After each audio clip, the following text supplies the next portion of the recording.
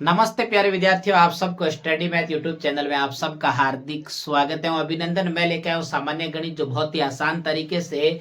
तो चलिए आइए, आज का जो अपना टॉपिक रहेगा वो रहेगा हासिल वाली जोड़ के बारे में अपन चर्चा करेंगे। तो चलिए आइए, जो आज के टॉपिक का नाम लिखते हैं अपन की हासिल वाली जोड़। हासिल वाली जोड़। तो हासिल वाली जोड़ के बारे में अपन चर्चा करेंगे। मैं बहुत ही आसान तरीके से बताऊंगा। जोड़ का जो चिन्ह होता है वो इस प्रकार होता है, और हासिल कब लगती है और कब हासिल नहीं लगती है, इन सब के बारे में अपन बारी बारी से चर्चा करेंगे। तो सबसे पहली बात तो ये है कि अपन को एक आपके सामने उदाहरण कोई भी आ सकता है, क्योंकि ये गणित है। इस गणित के अंदर आपको सामान्य जानकारी होनी चाहिए केवल, बाकी उदाहरण तो बहुत सारे पढ़े हैं आने के लिए। तो आपके सामने एक एग्जाम्पल है, जैसे कि एग्जाम्पल कोई भी आ सकता है, जैसे कि एग्जाम्पल नंबर 1 कि 7530 7530 8800 8825 और उसके बाद में 7678। ये आपके सामने उदाहरण आया है। तीन संख्याओं को आपस में क्या करना है, जोड़ना है। एक 7530, 8825, 7678। इन तीनों संख्याओं का अपन को क्या करना है, योग। तो अपन योग कैसे करेंगे? चाहे भले ही छोटी जोड़ हो चाहे बड़ी जोड़ हो, उनमें जो करने का जो तरीका है वो सबके अंदर क्या है, समान है।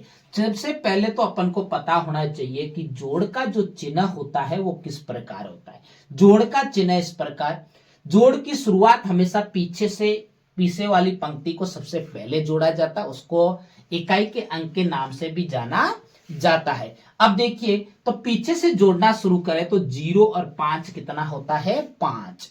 5 और 8 कितना होता है, 13। कितना होता है, 13। 13 में डबल अंक, तो पीछे का अंक तो लिखा जाएगा यहां, और आगे का अंक एक हासिल के रूप में जाएगा। इसीलिए तो इसको कहा जाता है हासिल वाली जोड़। क्या कहा जाता है, हासिल वाली जोड़।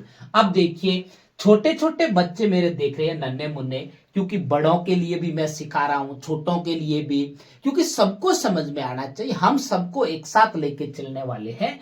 तो बड़े तो ऐसे सीधा कर सकते हैं, लेकिन छोटे बच्चे पहले 0, 0 का मतलब कोई लाइन नहीं खींचना। उसके बाद 5 तो 1 2 3 4 5। उसके बाद में 8 तो 1 2 3 4 5 6 7 8।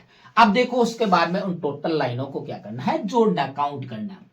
1 2 3 4 5 6 7 8 9 10 11 12 और 13, और ये रहे 13 आपके सामने।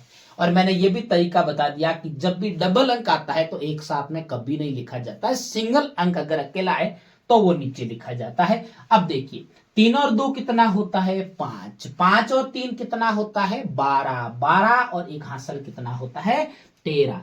13 का यहाँ पे फिर से 3 और हासिल लगी अगले वाले अंक के ऊपर 1। मुझे उम्मीद है कि आपको ये बहुत ही अच्छे से समझ में आ रहा है।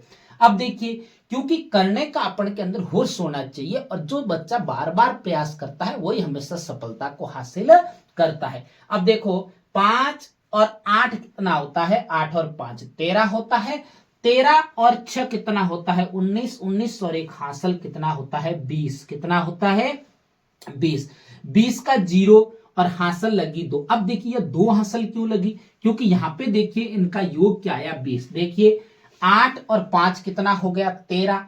13 और 6 कितना हो गया, 19। 19 और 1 कितना हो गया, 20। 20 में पीछे का अंक तो नीचे लिखा गया 0, और आगे का अंक 2 था, इसीलिए ये 2 हासिल लगाई गई। 8 और 7 कितना होता है, 15। 15 और 7, 15 के साथ में 7 जोड़ोगे तो कितना हो जाएगा, 22। और 22 के साथ में जब 2 हासिल जोड़ोगे, 22 और 2 कितना होता है, 24। और 24 का 24 मैंने यहां पे क्यों लिखा, क्योंकि आगे कोई अंक नहीं है। अगर कोई अंक होता तो अपना क्या हो जाता, आगे के अंक के ऊपर हासिल लगती, नहीं तो अपना ये क्या रहेगा 24 का 24। आप देखो इसको बहुत अच्छे से देख सकते हो, क्योंकि देखो ये अपने देखो 8 8 और 7 कितना होता है 15, 15 और 5 कितना होता है 22, 22 और 2 कितना होता है 24। मुझे उम्मीद है कि आपको ये जोड़, जो तीनों पंक्तियों की जोड़ और हासिल वाली जोड़ है, तो ये बहुत ही आसान तरीके से समझ में आई है। अगर मेरे पढ़ाने का तरीका अच्छा लगे तो मेरे चैनल को सब्सक्राइब करना और आगे अपने प्यारे प्यारे मित्रों को शेयर करते रहना। तब तक मेरे स्टडी मैथ यूट्यूब चैनल पर बने रहे।